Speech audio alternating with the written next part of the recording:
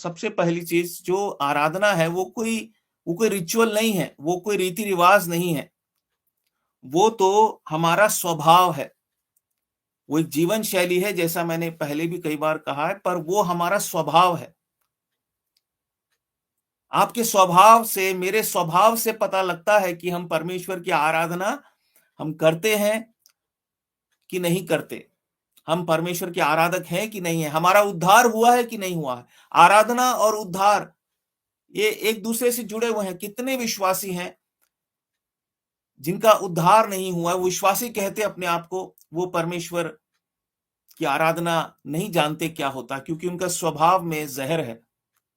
जहां उनके स्वभाव में प्रभु यीशु मसीह का प्रेम होना चाहिए, पवित्रता होनी चाहिए, सच्चाई होनी चाहिए, विश्वास योग्यता होनी चाहिए, कृपा और दया होनी चाहिए, उनके स्वभाव में क्या है? कैन का स्वभाव है।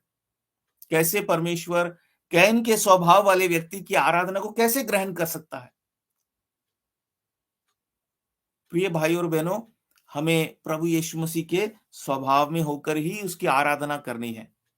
ये हमारे लिए एक टास्क है, एक कार्य है। एक परमेश्वर ने एक उद्देश्य रखा है। हमें जो थोड़ा समय इस पृथ्वी पर जीने के लिए दिया गया है, वो मुख्य रूप से इसलिए दिया गया है कि हम प्रभु के स्वभाव में होकर हम चलकर दिखाएं शैतान को और उन दुष्टता की आत्मिक सेनाओं को। यही तो वो चैलेंज करते हैं परमेश्वर से कि क्या ऐसा संभव है कि कोई मनुष्यों में परमेश्वर आपकी तरह चल सके? और परमेश्वर आपकी ओर और मेरी ओर देखता है और अपने सब लोगों की ओर देखता है। पर कितनी दुर्भाग्य की बात है।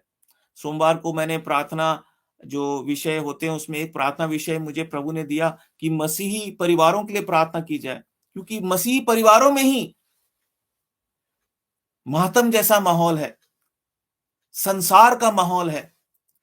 पर आज जो गीत हमने गाया, उस गीत के द्वारा पवित्र आत्मा ने हमसे क्या कहा? पवित्र आत्मा जी ने, संसार को छोड़कर जाना पड़ेगा। अरे कुछ तो शर्म करो, कुछ तो डरो प्रभु के लोगों। संसार को छोड़कर जाना पड़ेगा। झूठी गवाहियां दे सकते हैं मेमोरियल में, बहुत अच्छा भाई था, बहुत अच्छी बहन थी, हम भी ढींग मार सकते हैं, पर संसार को छोड़कर जाना पड़ेगा और सब कुछ यहीं पे रह जाएगा।